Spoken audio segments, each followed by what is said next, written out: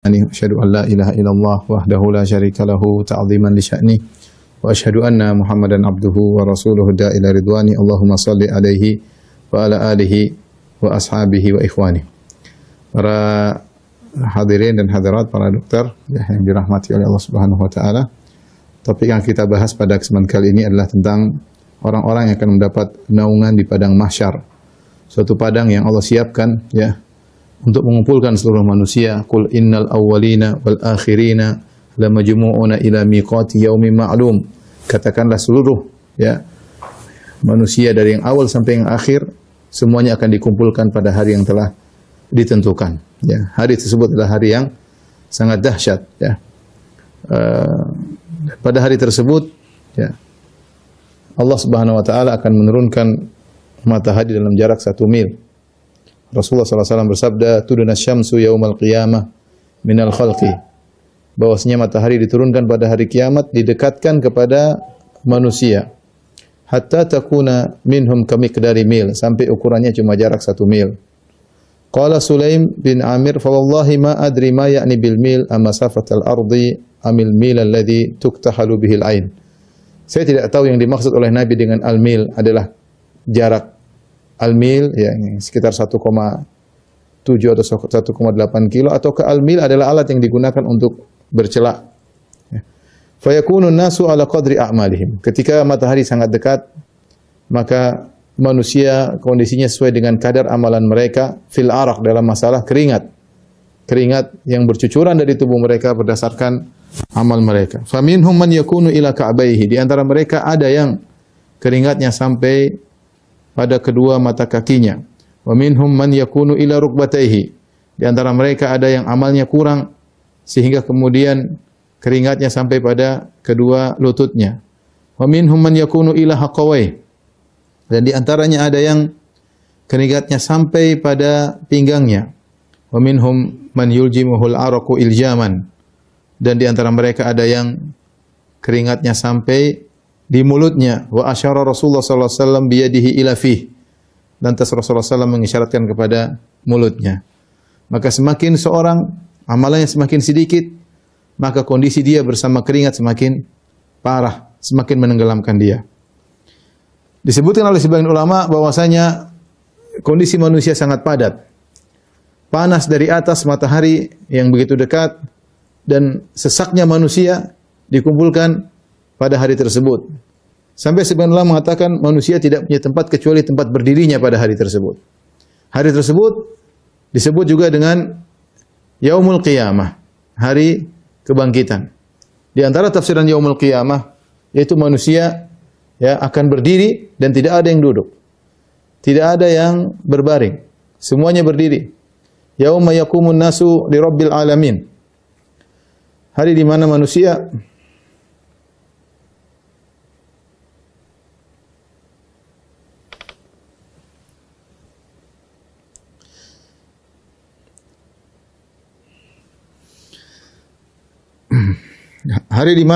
akan berdiri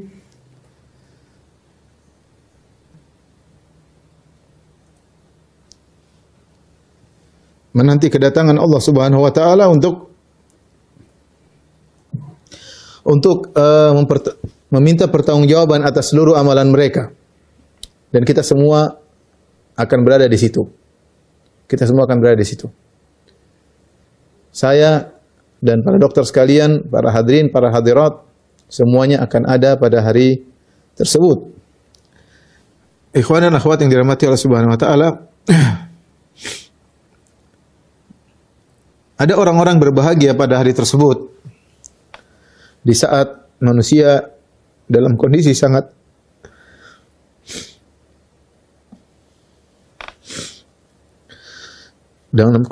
kepanasan dari arah atas, demikian juga mereka yang sesak, panas dengan keringat yang bercucuran, dengan dempet-dempet. Ada orang-orang yang bahagia di mana mereka dinaungi oleh naungan Allah Subhanahu wa taala. Nabi menyampaikan dalam hadisnya, hadis yang diriwayatkan oleh Abu Hurairah radhiyallahu anhu. Nabi sallallahu alaihi wasallam qala,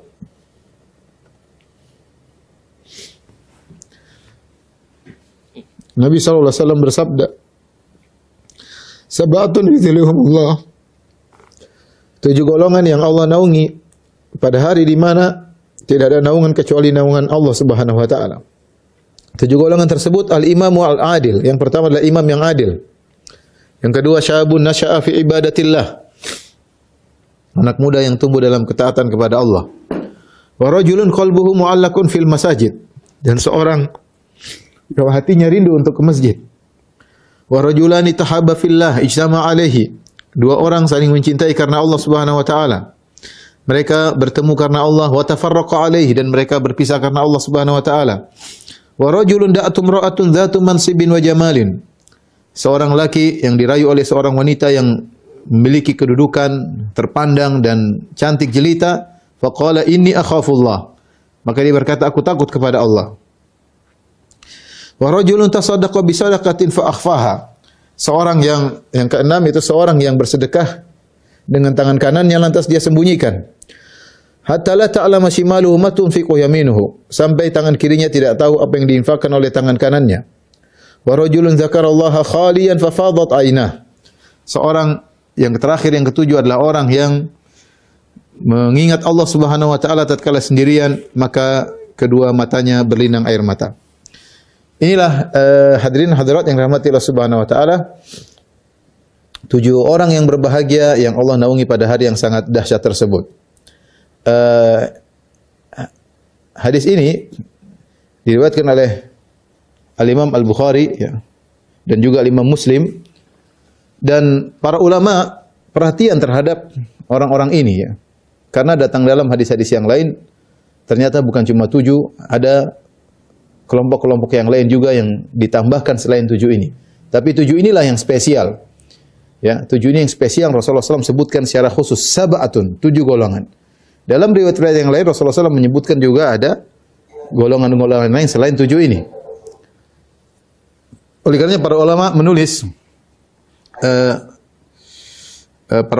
tentang buku-buku berkaitan dengan siapakah golongan-golongan yang mendapatkan naungan Allah pada hari kiamat kelak. Di antaranya Al-Imam Ibnu Hajar memiliki buku judulnya Ma'rifatul Khisal Al-Musilah ila Dhilal, mengenal perkara-perkara yang bisa mengantarkan orang menuju pada naungan Allah pada hari kiamat kelak. Demikian juga kitab At-Tamhid Al-Farsh fi Al-Khisal Al-Mujibah ila Dhilal Al-Arsh ila Al-Dhilal Al-Arshi karangan As-Suyuti. Baik, apa yang dimaksud dengan naungan Allah? Maka ada 2 pendapat di kalangan para ulama. Maksudnya adalah naungan arsy Allah sebagaimana dalam riwayat yang lain. Ya fi dhilli arsyihi, yaitu di bawah naungan arsy Allah Subhanahu wa taala. Yang kedua, pendapat yang kedua mengatakan yang dimaksud dengan naungan Allah adalah naungan yang Allah ciptakan. Yang Allah ciptakan untuk menaungi orang-orang spesial tersebut. Bukan maksudnya naungan zat Allah, bukan, tetapi adalah naungan yang Allah ciptakan. Ya, dan ini adalah naungan yang spesial ya, yang melindungi orang-orang yang spesial tersebut pada hari yang sangat dahsyat. Kita akan jelaskan 7 golongan yang dinaungi oleh Allah, orang-orang yang berbahagia pada hari kiamat tersebut. Yang pertama adalah al-imamul adil. Imam yang adil ya. Dan ini adalah orang yang pertama yang Nabi SAW sebutkan di antara 7 golongan tersebut. Dan dia adalah orang yang paling spesial. Bahkan sebagian ulama mengatakan dialah yang terbaik di antara 7 golongan tersebut. Ya, dia yang terbaik di antara 7 golongan tersebut. Kenapa bisa demikian? Karena imam yang adil memiliki pahala yang sangat besar. Ketika dia adil, maka yang merasakan keadilannya banyak orang. Kita bayangkan bagaimana jika seorang kepala negara bersikap adil, mengeluarkan aturan-aturan atau undang-undang yang adil, maka banyak rakyat yang akan merasakan kebahagiaan dari keputusan-keputusannya. Demikian juga raja misalnya, ya. Dan juga berlaku pada pimpinan-pimpinan yang di bawahnya. Contohnya seorang gubernur misalnya, atau seorang bupati, atau wali kota, atau bahkan para ulama mengatakan yang wilayahnya kecil, ya, kekuasaannya kecil, seperti mungkin camat, mungkin lurah, ya, bahkan Pak RT mungkin, ya. Intinya semakin dia memiliki wilayah yang luas dan dia semakin adil, maka dia adalah orang yang paling berbahagia pada hari tersebut. Karenanya Syekhul Islam Ibnu Taimiyah rahimahullah berkata, "Fa idza ijtahada ar-ra'i fi islahi dinihim wa dunyahum bihasabil imkan kana min afdhali ahli zamanihi wa kana min afdhalil mujahidin fi sabilillah. Jika seorang penguasa bersungguh-sungguh berijtihad untuk memperbaiki agama masyarakat, memperbaiki agama masyarakat, wa dunyahum, dan juga memperbaiki dunia mereka. Jadi dia bersungguh-sungguh bagaimana rakyat ini agamanya baik dan bagaimana ekonomi mereka baik, dunia mereka juga baik. Bihasabil imkan, semaksimal dia yang mungkin bisa dia lakukan, tidak harus berhasil. Yang penting dia berusaha dengan semaksimal mungkin. Yang Allah berikan dia kemampuan untuk melakukan demikian, ya, semaksimal mungkin. Bihasabil imkan, kana min afdhali ahli zamanihi, maka adalah orang terbaik di zamannya. Orang terbaik di zamannya. Wa kana min afdhalil mujahidin, dan dia adalah mujahid terbaik di zamannya. Fi sabilillah, di jalan Allah Subhanahu wa taala. Ini pernyataan yang indah dari Syekhul Islam Ibnu Taimiyah rahimahullahu taala. Ya. Karenanya kita tahu Rasulullah SAW bersabda, ya, habbul a'mal ila Allah. Sebelumnya Rasulullah SAW bersabda, khairukum anfa'ukum linnas. Sebaik-baik kalian adalah yang terbaik yang paling bermanfaat bagi orang lain. Sebaik-baik kalian adalah yang paling bermanfaat bagi orang lain. Wa habbul a'mali ila Allah sururun tudkhiluhu ala qalbil muslim. Dan amalan yang paling dicintai oleh Allah Subhanahu wa taala adalah amalan ya rasa kebahagiaan yang kau masukkan dalam hati seorang muslim. Dan terlalu banyak dalam Al-Qur'an Allah memuji orang-orang berbuat ihsan. Wallahu yuhibbul muhsinin. Allah mencintai orang-orang berbuat ihsan. Ketika Nabi SAW menyebutkan tentang ciri-ciri surga, kata Allah Subhanahu wa taala, ya, wasari'u ila maghfiratin min rabbikum wa jannatin arduha samawati wal ardu iddat lil muttaqin alladzina yunfiquna fis sarra'i wad dharra'i wal kadhiminal ghaidha wal 'afina 'anil nas wallahu yuhibbul muhsinin. Kata Allah Subhanahu wa taala, dan bersegeralah kalian menuju pada ampunan Allah dan kepada surga Allah yang luasnya seluas langit dan bumi, yang Allah siapkan bagi orang yang bertakwa, itu orang yang berinfak dalam kondisi lapang, mereka berinfak, dalam kondisi sulit juga mereka berinfak. Wal kadhiminal ghaidh, orang yang meredam kemarahan. Wal 'afina 'anil nas, yang memaafkan orang-orang menzaliminya. Wallahu yuhibbul muhsinin, sungguhnya Allah mencintai orang yang berbuat ihsan. Maksudnya mereka berbuat baik kepada selain mereka, kepada masyarakat. Ini padahal ruang lingkup mereka cuma sedikit, hanya berbuat baik mungkin ke sedikit orang, tapi Allah memuji mereka. Mungkin dia hanya memaafkan beberapa orang yang menzaliminya, Allah sudah memuji orang-orang ini. Bahkan Allah menyatakan mereka penghuni surga. Bagaimana lagi dengan seorang pimpin yang adil, yang dia berbuat baik kepada mungkin jutaan manusia, dengan kepemimpinannya, dengan perjuangannya, dengan jihadnya, ya, maka dia adalah afdhalul mujahidin fi sabilillah. Kata Ibnu Taimiyah, adalah orang yang mujahid terbaik di zamannya di jalan Allah Subhanahu wa taala.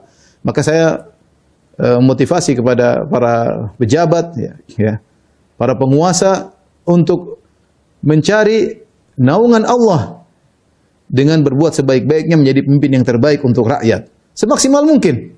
Semaksimal mungkin. Berusaha, berijtihad, berdoa kepada Allah agar dimudahkan untuk bisa memberi pelayanan kepada masyarakat dengan sebaik-baiknya. Ya. Oleh karenanya, ketika justru sebaliknya, seorang penguasa yang berbuat zalim kepada masyarakat, maka dia akan binasa pada hari kiamat kelak. Kalau ada orang mencuri, satu orang, paling dia mencuri, yang menuntut dia pada hari kiamat orang yang dia curi tersebut. Ya, kalau dia mukul orang, mungkin mukul 3 orang, 5 orang itu akan menuntut dia pada hari kiamat. Perkaranya sepele, dia berhadapan dengan 5 orang, itu pun sudah berat. Bagaimana kalau dia menzalimi sampai ratusan ribu orang? Bagaimana kalau dia menzalimi jutaan orang? Dia akan binasa pada hari kiamat kelak. Yang nuntut dia sangat banyak. Dia akan binasa pada hari tersebut. Allah mengatakan, Anal Malik, aina mulukul ard? Aku adalah raja, Malik Yaumiddin, raja penguasa hari pembalasan. Mana raja-raja dunia? Kalau mereka berbuat zalim, mereka akan binasa. Tapi kalau mereka adil, mereka adalah orang yang terbaik. Ya, bahkan 7 golongan. Yang terbaik adalah golongan yang pertama ini, imam yang adil. Tadi sudah kita sebutkan, Al-Hafidz Ibnu Hajar rahimahullah dalam Fathul Bari menyebutkan bahwasanya cakupan kepemimpinan tidak harus raja atau penguasa. Terkadang dalam cakupan kecil masing-masing berjuang dengan kekuasaan yang dia miliki, wilayah yang dia kuasai. Makanya mencakup juga gubernur, bupati, wali kota, lurah dan selanjutnya. Rasulullah SAW bersabda, Innal muqsitina indallahi ala manabir min nur. Sungguhnya orang yang berbuat adil di sisi Allah pada hari kiamat akan berada di atas mimbar-mimbar yang terbuat dari cahaya. Kemudian Rasulullah SAW menjelaskan siapa mereka orang-orang adil ini. yang akan dimuliakan di atas mimbar-mimbar yang Allah buat dari cahaya, mereka dimuliakan, dilihat oleh orang, dijadikan tersohor oleh Allah Subhanahu wa taala pada hari kiamat.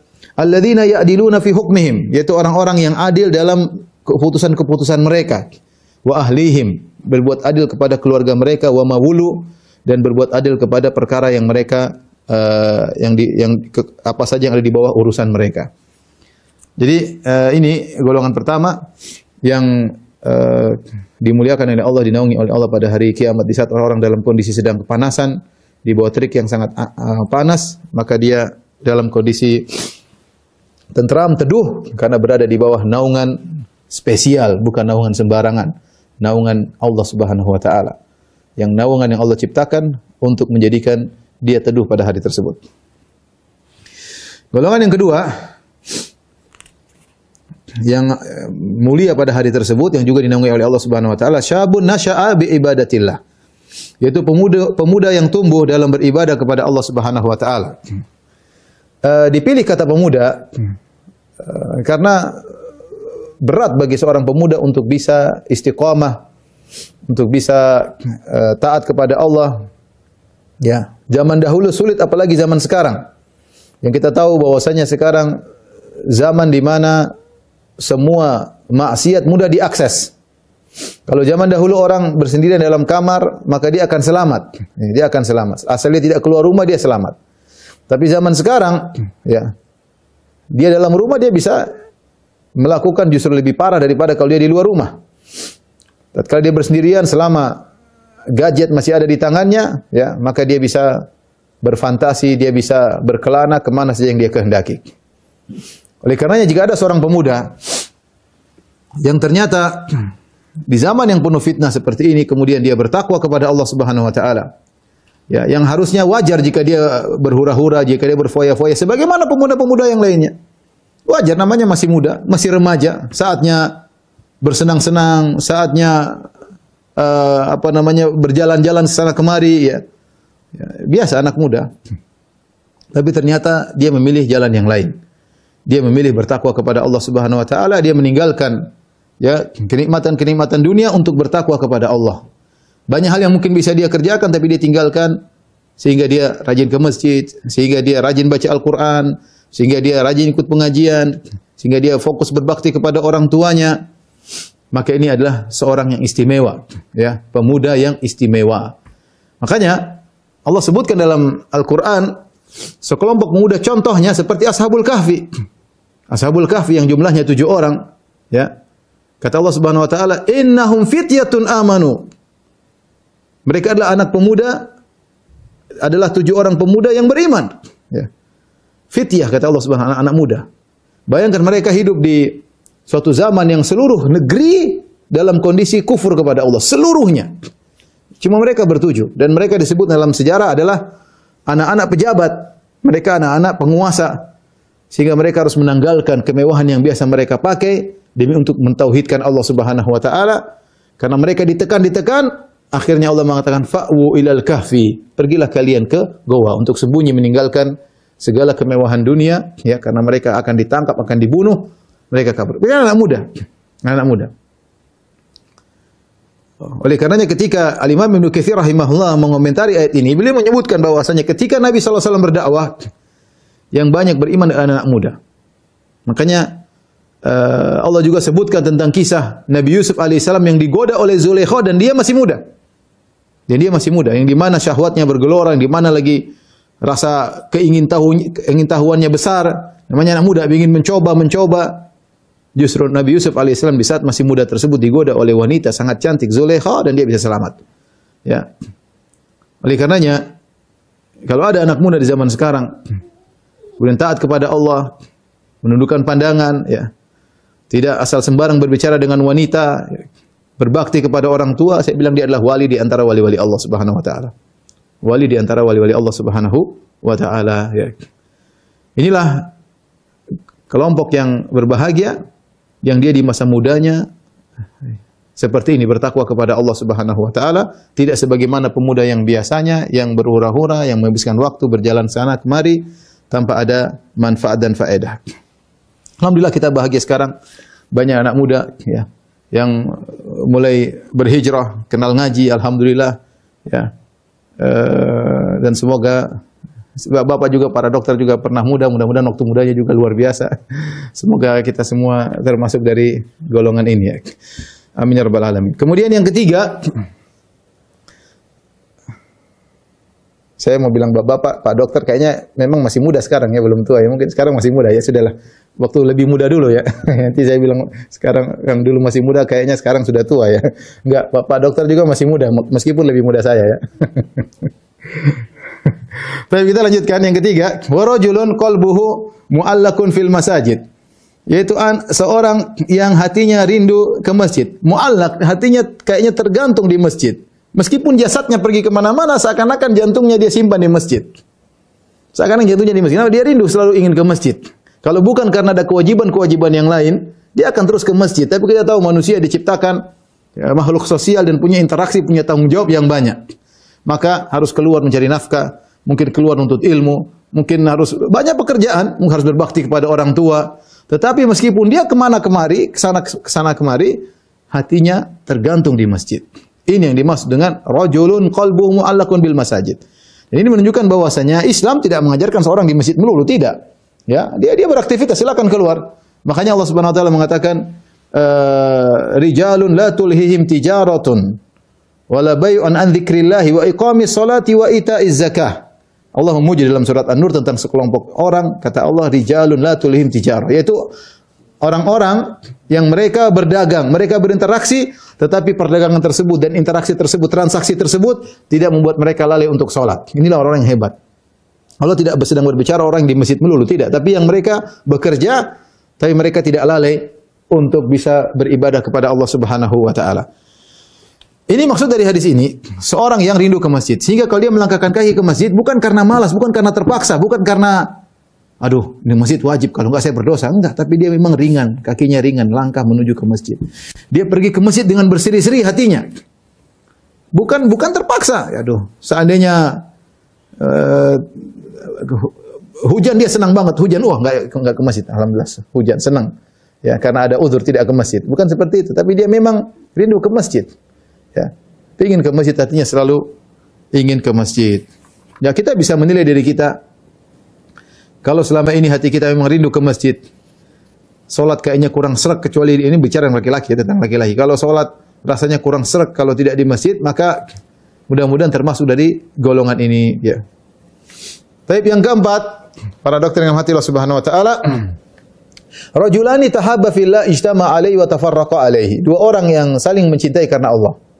Mereka bertemu karena Allah dan mereka berpisah karena Allah. Sebagian ulama mengatakan saling mencintai karena Allah, berpisah karena Allah. Ini amalan yang paling termudah di antara 7 amalan tersebut. Ya. Imam yang adil tidak gampang, super sulit. Ya. Kemudian anak muda, kemudian taat kepada Allah bukan gampang, sulit, godaan banyak. Yang berikutnya hati selalu rindu ke masjid juga tidak mudah. Banyak perkara dunia yang buat kita kalau bisa nggak usah ke masjid. Betapa banyak orang lagi transaksi, kemudian ada adzan, dia merasa adzan mengganggu dia. Dia lagi rapat, dia merasa adzan mengganggu dia merasa terganggu. Ya, kalau bisa dia jamak solat, dia jamak solat. Dia merasa terganggu. Ya, tidak gampang.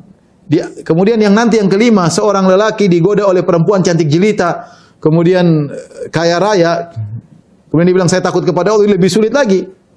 Yang keenam, seorang yang bersedekah kemudian dia sembunyikan amalan solehnya sampai orang-orang tidak ada yang tahu. Yang ketujuh adalah orang yang bersendirian kemudian menangis karena Allah Subhanahu wa taala. Ini semua amalan sulit, yang paling mudah ini kata sebagian ulama. Di antara rahmat Allah, Allah menjadikan salah satu amalan yang mudah dilakukan, tetapi termasuk dari orang yang dinaungi oleh Allah Subhanahu wa taala. Siapa? 2 orang saling mencintai karena Allah, bertemu karena Allah, berpisah karena Allah Subhanahu wa taala. Yaitu dia, dan ini mudah. Ketemu kawan, kita berteman dengan dia, bukan karena dia pejabat, bukan karena dia orang kaya, tidak, tapi kita sama-sama ngaji. Sama-sama ngaji, sama-sama mikirin dakwah, ya, sama-sama nyambung bicara masalah agama, sama-sama risau tentang bagaimana Islam, bagaimana perkembangan Islam di tanah air, ya, bagaimana bisa mencerdaskan umat Islam, ya, bagaimana bisa ya memikirkan bagaimana ya akhirat, sama-sama berorientasinya adalah akhirat. Ini teman-teman seperti ini ya, kalau kita dapatkan, pegang erat-erat. Tidak mudah kita mencari persahabatan karena Allah Subhanahu wa taala. Kalau persahabatan karena dunia banyak. Persahabatan karena sama-sama hobi banyak. Sama-sama hobi bola jadi sahabat.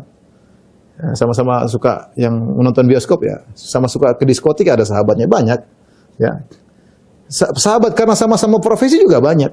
Sama-sama petani, sama-sama pekebun, sama-sama peternak, misalnya sama-sama dokter, sama-sama pedagang ya, bisa ya. Tapi yang Rasulullah bicarakan bukan ini. Rasulullah yang bicara adalah persahabatan karena Allah Subhanahu wa taala. Persahabatan karena dunia adalah hal yang wajar. Yang para sahabat dahulu mereka sudah mengenal sebelum datang Muhammad sallallahu alaihi wasallam. Mereka yang bersahabat karena sama-sama tinggal satu kota, karena sama-sama satu kabilah, karena sama-sama tinggal di Madinah misalnya, sama-sama pedagang, mereka bersahabat. Tapi tiba-tiba datang Muhammad sallallahu alaihi wasallam mengajarkan suatu persahabatan yang baru, persahabatan karena Allah. Ini yang mereka baru dengar, ada persahabatan karena Allah Subhanahu wa taala. Ciri-cirinya dia bersahabat bukan karena dunia. Nah, persahabatan yang karena Allah ini, ya, jika terjadi permasalahan, tidak mudah retak, tidak mudah berpisah. Dia tahu bahwasanya temannya tidaklah sempurna, sebagaimana dirinya tidak sempurna. Ya, kalau dia bersahabat karena Allah, dia tahu bahwasanya konsekuensi persahabatan dia maafkan saudaranya. Tidak sebagaimana relasi yang terjadi banyak. Terutama ibu-ibu, ya, tadinya dekat begitu bertengkar, kemudian seperti dua mata magnet yang tidak kutub mata tidak pernah ketemu. Ya. Kadang malah marah-marahan, kadang tadinya padahal jalan bareng-bareng tiba-tiba bertengkar. Ini menunjukkan persahabatan mereka bukan karena Allah Subhanahu wa taala, persahabatan karena duniawi, karena syahwat, karena sekedar kelezatan berteman. Yang dimaksudkan dalam hadis ini adalah orang yang berteman bersahabat karena Allah Subhanahu wa taala, orientasi sama-sama akhirat. Berbicara sama akhirat, dunia ya ada, masing-masing punya urusan dunia, tapi mereka bersahabat karena memikirkan akhirat. Contoh Abu Bakar dan Umar radhiyallahu anhuma mengalami perdebatan dalam beberapa kali kejadian, ya. Sampai pernah Umar mengangkat suara, Abu Bakar angkat suara. Tapi apakah mereka kemudian ribut setelah itu? Tidak. Mereka saling memaafkan, mereka dekat. Karena mereka tahu persahabatan karena Allah berkonsekuensi untuk saling memaafkan. Kemudian mereka juga berpisah karena Allah Subhanahu wa taala. Apa maksudnya berpisah karena Allah? Ada beberapa pendapat. Ada yang mengatakan berpisah karena Allah, yaitu pertama mereka bertemu karena Allah dalam majelis mereka, dan ketika mereka berpisah dari majelis masih dalam kondisi saling mencintai karena Allah. Jadi mereka berpisah masih saling mencintai karena Allah. Ini tafsiran pertama. Tafsiran kedua, mereka terus bersahabat sampai mereka meninggal dunia, ya, dan mereka tidak terpisah kecuali salah satu meninggal dunia dalam kondisi saling mencintai karena Allah. Persahabatan yang langgeng sampai meninggal. Yang ketiga, berpisah karena Allah dengan tafsiran satunya ternyata mulai menyimpang, ya, punya pemikiran yang menyimpang atau menyuruh kepada kemaksiatan, maka dia harus berpisah. Tidak bisa kita lanjutkan lagi persahabatan kita karena engkau melakukan kemungkaran, dan saya tidak mungkin bersahabat dengan orang yang selalu melakukan kemungkaran. Maka dia berpisah karena Allah Subhanahu wa taala. Ini salah satu tafsiran. Tafsiran yang berikutnya, yang keempat, maksudnya berpisah karena Allah itu masing-masing harus punya ibadah tersendiri. Dia ketemu, bersahabat, bercengkerama, asyik kita ngobrol sama kawan. Tapi ada saatnya saya harus pulang. Kalau kita ngobrol terus, kapan kau baca Quran, kapan saya baca Quran. Kapan kau salat malam, kapan saya salat malam. Ya. Kapan kau bisa berbakti sama orang tua kalau kita ngobrol terus. Ini juga peringatan kepada kawan-kawan bersahabat, jangan berlebihan. Ketemu ngobrol tiap hari, ya. Kapan kita mau punya ibadah sendiri dengan Allah, antara hablum minallah, punya hubungan dengan Allah dengan hubungan yang baik. Kita bersahabat karena Allah, ada waktunya, ada aturannya. Banyak kewajiban yang harus kita kerjakan, banyak hak yang harus kita tunaikan. Di antaranya kita berusaha untuk bisa berkhulwat, berdua-duaan dengan Allah dengan ibadah antara kita dengan Allah Subhanahu wa taala. Tapi yang kelima, rajulun da'atu imra'atun dzatu mansibin wa jamalin faqala inni akhafullah. Orang yang dinaungi oleh Allah Subhanahu wa taala, seorang lelaki yang dirayu oleh seorang wanita.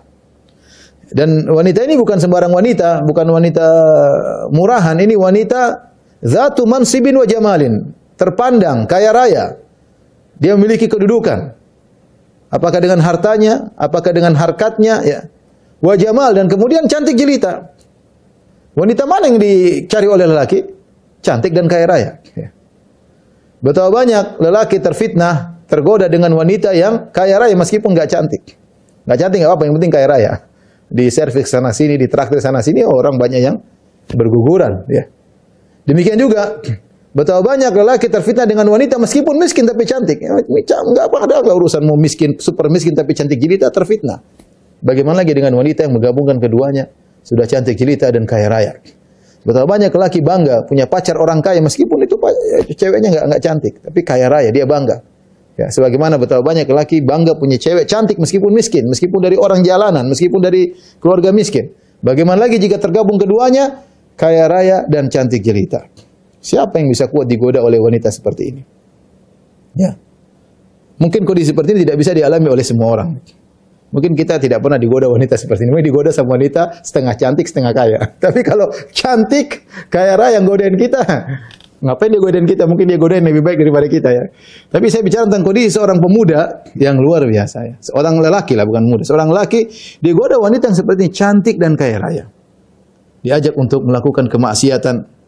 Dengan tegarnya dia berkata, "Inni akhafullah." Aku takut kepada Allah Subhanahu wa taala. Aku takut kepada Allah Subhanahu wa taala.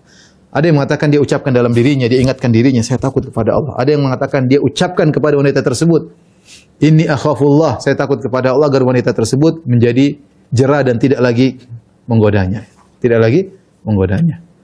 Ya, sebagian orang subhanallah diganggu oleh perempuan lewat WhatsApp-nya, lewat Facebook-nya, ya. Sudah tergoda, disimpan-simpan fotonya, di murojaah tiap malam, ya Allah. Saya bilang ada sebagian orang, "Ustaz ini gimana? Udah hapus." Saya bilang, "Kamu hapus." Gimana itu? Enggak boleh itu. Tidak halal untuk ya. Ya. Dan kita tahu bahwasanya fitnah paling besar bagi lelaki adalah fitnah wanita. Kata Nabi sallallahu alaihi wasallam, "Ma taraktu ba'di fitnatan adharra 'ala rijal minan nisa." Aku tidak pernah meninggalkan fitnah setelahku yang lebih berbahaya bagi para lelaki seperti fitnah wanita. Contohnya tentang ini seperti Nabi Yusuf alaihissalam ya, yang meninggalkan Zulaikha karena takut kepada Allah Subhanahu wa taala, bahkan dia kabur. Yusuf kabur dari lokasi. Maka seorang jangan pernah pede, jangan merasa saya imannya kuat, digoda wanita enggak apa-apa, mungkin sekarang enggak apa-apa, besok enggak apa-apa, lusa mungkin tergoda. Kita enggak tahu kapan titik iman kita aja lagi turun. Maka seorang kalau mulai digoda dengan wanita, mumpung imannya lagi kuat, dia segera memutuskan segala sarana yang bisa mendekatkan dia dengan hubungan yang haram tersebut. Jangan coba-coba ya. Jangan coba-coba, banyak kejadian. Ya, kalau sudah fitnah wanita tidak ada mau sudah ngaji, mau ustadz, bukan ustadz, semuanya bisa tergoda. Semuanya bisa tergoda ya. Karena itulah fitnah lelaki. Itulah fitnah lelaki. Fitnah yang paling berbahaya bagi lelaki fitnah wanita. Maka jangan coba-coba kita membuka jalur-jalur yang haram dengan wanita yang tidak halal bagi kita. Taib yang berikutnya yang keenam. Kata Nabi SAW, "Rajulun tasaddaqa bi yamini fa akhfaha hatta la ta'lama shimalu man tunfiqu yaminuhu." Seorang bersedekah dengan tangan kanannya. Kemudian dia sembunyikan sampai-sampai tangan kirinya tidak tahu apa yang disedekahkan oleh tangan kanannya. Ini adalah ibarat yang Rasulullah bikin sangat indah. Rasulullah mengatakan tangan kanan, tangan kiri. Kita tahu kedua tangan ini saling dekat dan teman dekat. Kita nyetir dua tangan, naik sepeda dua tangan, angkat barang dua tangan ya. Semua kegiatan tangan kanan selalu didampingi oleh tangan kiri. Rata-rata seperti itu.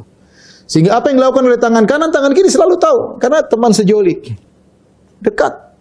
Dan dia adalah bagian dari seorang manusia. Ini bagian tubuhnya sendiri. Namun Nabi menjelaskan tentang bagaimana orang ini benar-benar menyembunyikan amal solehnya. Sampai-sampai bagian tubuhnya tidak tahu apa yang dilakukan oleh bagian tubuh yang lain. Ini pendekatan yang luar biasa dari Nabi SAW. Ya. Bagaimana teman sejolinya yang sangat dekat tidak tahu apa yang dilakukan oleh tangan kanannya. Menunjukkan dia menyembunyikan dengan luar biasa. Dengan berusaha untuk menyembunyikan. Itu kebiasaan para ulama dahulu. Para salafus saleh. Mereka berjuang, bersusah payah untuk menyembunyikan amal soleh mereka. Kalau kita baca kisah-kisah mereka luar biasa. Ya. Mereka bersusah payah untuk menyembunyikan amal soleh mereka. Mereka tidak merasa bahwasanya mereka pasti ikhlas. Mereka tidak pede dengan keimanan mereka. Mau menampakkan amal soleh mereka, saya ikhlas, tenang saja. Tidak, mereka tidak demikian. Kita bicara tentang para salaf, ya, para ulama dahulu. Ya, di antara mereka yang ketika berperang di jalan Allah Subhanahu wa taala, dia tutup wajahnya, tidak mau kelihatan. Akhirnya ada yang tahu ketika tertiup angin, orang, oh ternyata si fulan. Ketahuan. Ya. Dia di antara mereka seperti siapa? Ali Zainal Abidin, Ali bin Husain, ya, bin Ali bin Abi Thalib, Zainal Abidin. Yang dia malam hari selalu mengangkat gandum untuk diberikan kepada fakir miskin. Bahkan dia tidak suruh budaknya. Dia ngangkat sendiri. Dia ingin punya ibadah yang tidak ada yang tahu kecuali Allah Subhanahu wa taala. Dia angkat sendiri. Dia letakkan di depan pintu orang-orang miskin. Sampai akhirnya ketahuannya bagaimana ketika dia meninggal, tidak ada lagi yang ngantar. Ternyata dilihat badannya ada bekas hitam, ternyata dia yang sering angkat sendirian. Bagaimana usaha dia untuk menyembunyikan amal soleh sampai kalau dia mau perintahkan budak bisa kamu taruh bagi-bagi jam 3 malam ya, tapi dia tidak mau. Dia ingin menyembunyikan amal soleh dia ya. Dan kalau kita baca luar biasa. Ada sebagian salaf yang dia puasa ya, tidak, bahkan istrinya pun tidak tahu. Bahkan istrinya pun tidak tahu. Kalau pagi-pagi dia minta dibawakan makanan, istrinya pikir dia mau makan pagi, breakfast. Kemudian dia pergi, ternyata dia kasih fakir miskin. Ketika dia pulang, dia minta makan malam. Istrinya kira makan malam, ternyata makan berbuka. Dan itu dijalani bertahun-tahun, istrinya tidak tahu. Artinya bagaimana dia berusaha menyembuhkan amal solehnya. Kalau Anda ingin dinaungi oleh Allah Subhanahu wa taala pada hari kiamat, usahakan punya amal soleh yang Anda sembunyikan. Kata Nabi SAW, "Man istata'a minkum an yakuna lahu khabi'un min amalin salih falyaf'al." Barang siapa di antara kalian yang mampu untuk memiliki amal tersembunyi, maka lakukanlah. Latih diri kita bahagia kalau nggak ada yang tahu kecuali Allah. Mulailah kita latih satu persatu. Kita bukan bicara yang khayalan. Ya. Semua kita manusiawi, suka dipuji. Semua kita manusiawi, ingin amal kita semua orang tahu. Kalau bisa kita share semua amal soleh kita, berbakti sama orang tua kita share, berbuat baik sama istri kita share, ya, bersedekah kita share, umroh share, haji share, semuanya kita share. Kalau bisa semua itu manusiawi. Maka Anda harus melawan hawa nafsu Anda yang ingin pamer dengan amal soleh yang Anda lakukan. Latih satu persatu. Latihan. Mulailah berbuat amal soleh. Coba ini saya mau diam, saya mau sembunyikan, tidak ada yang boleh tahu. Latih. Kemudian latihlah untuk bahagia ketika Anda bilang, ya Allah, hanya Engkau yang tahu ya Allah. Hanya Engkau yang tahu. Tidak ada yang tahu ya Allah. Hanya Engkau yang tahu. Jadikanlah ini penyelamatku pada hari kiamat kelak. Jadikanlah ini sebagai sebab aku dinaungi oleh Engkau pada naunganmu pada hari kiamat kelak. Latih. Kalau Anda nggak berlatih, nggak bisa. Harus latihan. Para salaf dulu mereka berusaha. Sementara yang bikin fitnah sekarang adalah medsos. Orang share semua amal soleh dia. Coba kita tanyakan pada diri kita, amal soleh mana kita yang kita lakukan yang tidak kita, yang orang lain tidak tahu. Coba. Anda tanya, saya tidak bilang Anda, saya bilang kita. Tanyakan kepada diri kita sendiri. Mana amal soleh kita yang tahu hanya Allah? Coba, cek. Adakah satu atau dua? Atau semua yang kita lakukan, semua orang pasti ada yang tahu. Entah orang dekat, entah teman, entah semua. Mana amal soleh kita yang kita lakukan, tidak ada yang tahu kecuali Allah Subhanahu wa taala. Latih. Itu amal yang paling bermanfaat, bisa menyelamatkan seorang pada hari kiamat kelak, di antaranya di padang mahsyar. Ya. Subhanallah, sebagian orang tadi terfitnah dengan medsos. Dia berbakti sama orang tua, luar biasa.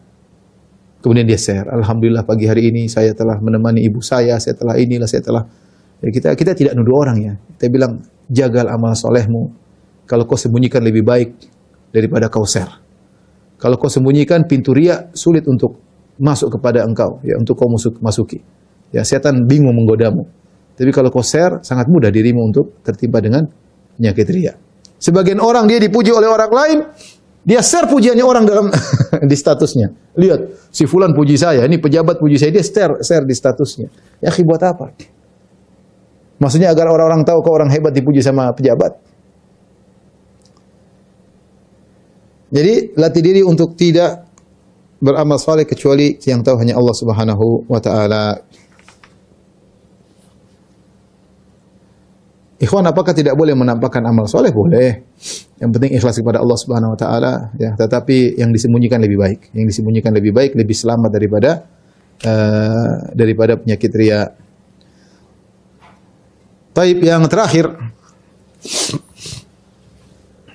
Kata Nabi SAW, rajulun dzakarallaha khalian fafadat ainah.